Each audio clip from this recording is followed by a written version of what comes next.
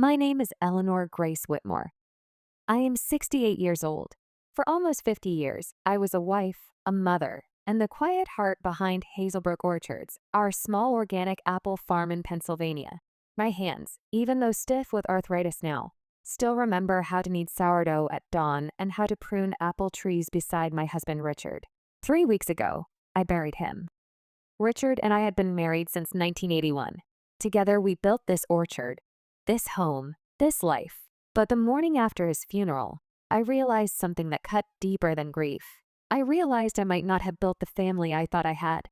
Richard fought pancreatic cancer for 14 months.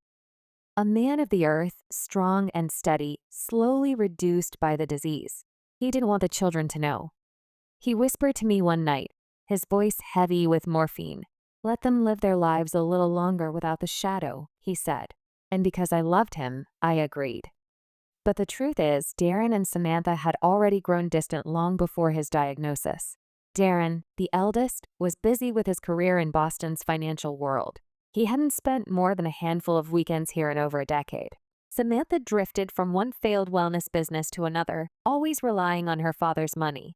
I thought maybe grief would bring them back to their roots, to the orchard, to the family dinners. But when they came for the funeral, I didn't see children mourning their father. I saw professionals calculating an estate. That night, I sat at our worn wooden kitchen table. I suggested we sort through Richard's things together the next day, hoping to share memories. But they had other plans. The next morning, sunlight filtered through lace curtains Richard and I had picked 30 years ago. I made simple coffee, the kind Richard liked. Darren came downstairs in a sharp blazer, Samantha in a silk blouse. They looked more like they were heading to a business meeting than remembering their father. "Mom," Darren said, placing his cup down with perfect precision.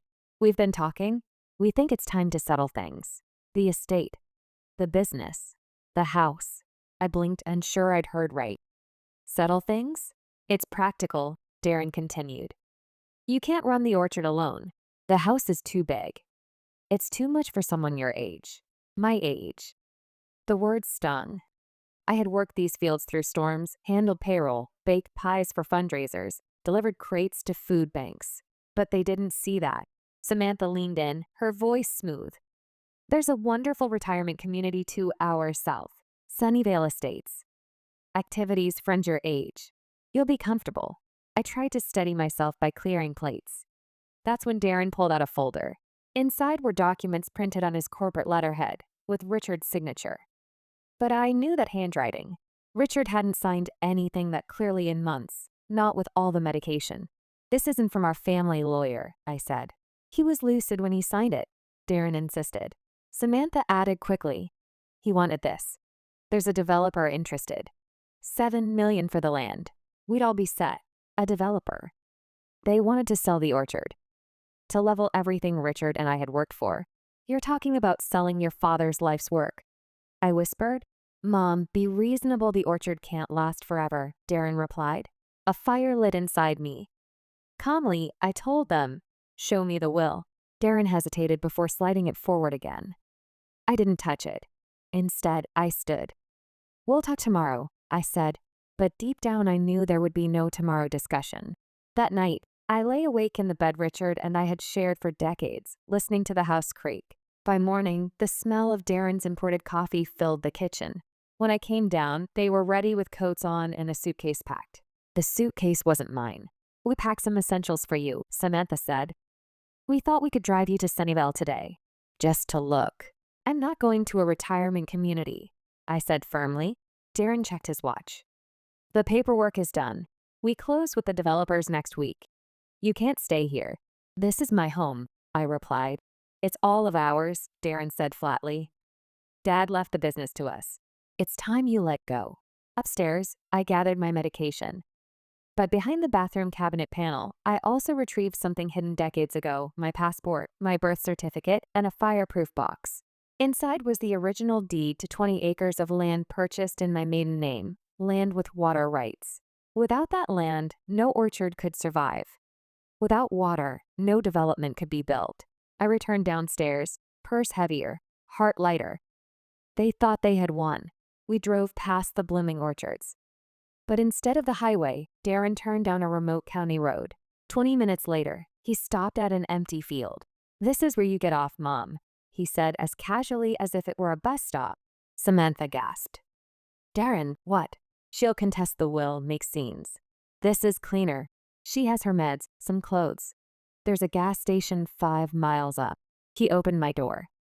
And just like that, they left me standing on the roadside. Or so they thought. I stood there on the gravel roadside, the car disappearing in a cloud of dust. The wind tugged at my coat. But I wasn't afraid. I wasn't broken. I was free.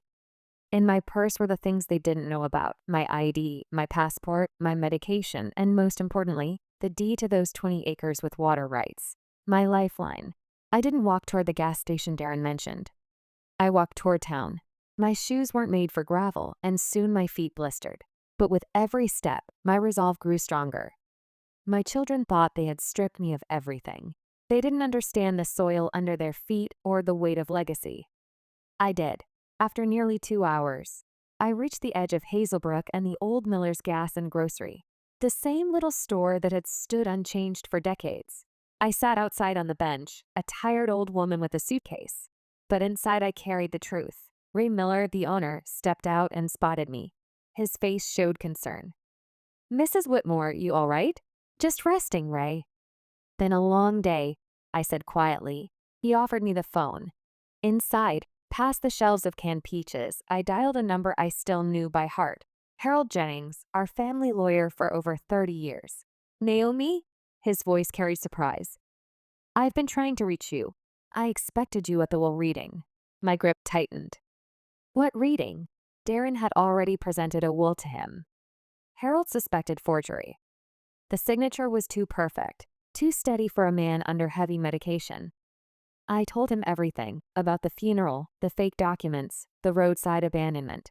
Harold listened without interrupting, his silence heavy with growing anger. Finally, I placed the original deed on his desk, the 20 acres in my name. He examined it with reverence. "This isn't just land, Naomi.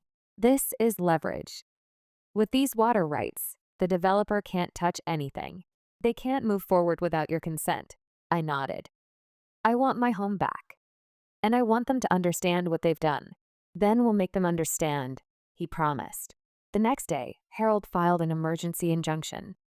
The developer was notified, the sale frozen. When they learned about the missing water rights, their tone shifted quickly.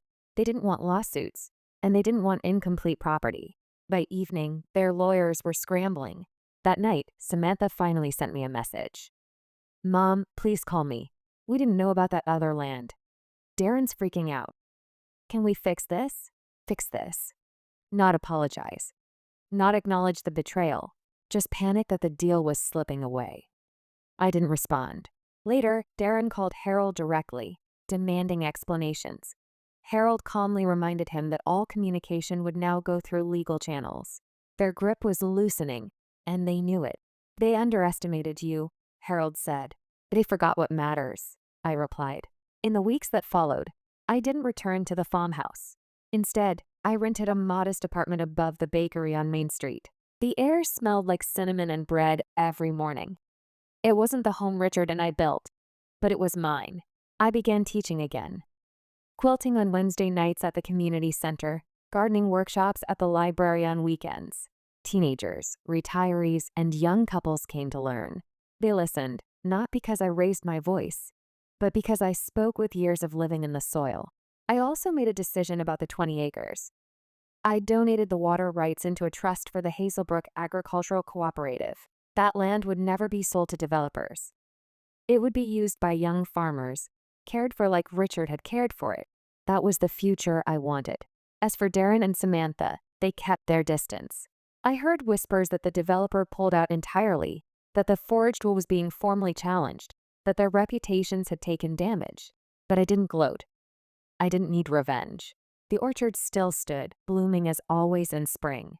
When I passed by, I didn't feel bitterness. I felt quiet strength.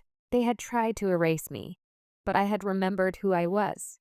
I often think back to that moment on the gravel road, left behind with nothing but a suitcase. It should have broken me, but it didn't. Because in that silence, I realized something. Love is not blind loyalty. Being a mother does not mean tolerating betrayal, even from your own children. They thought I had no choice.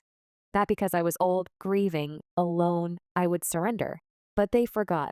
Before I was a wife, a mother, a widow, I was Eleanor Grace, a woman who built something with her own hands and her own strength. If you've ever been underestimated, cast aside, or told you have no place, I want you to hear this.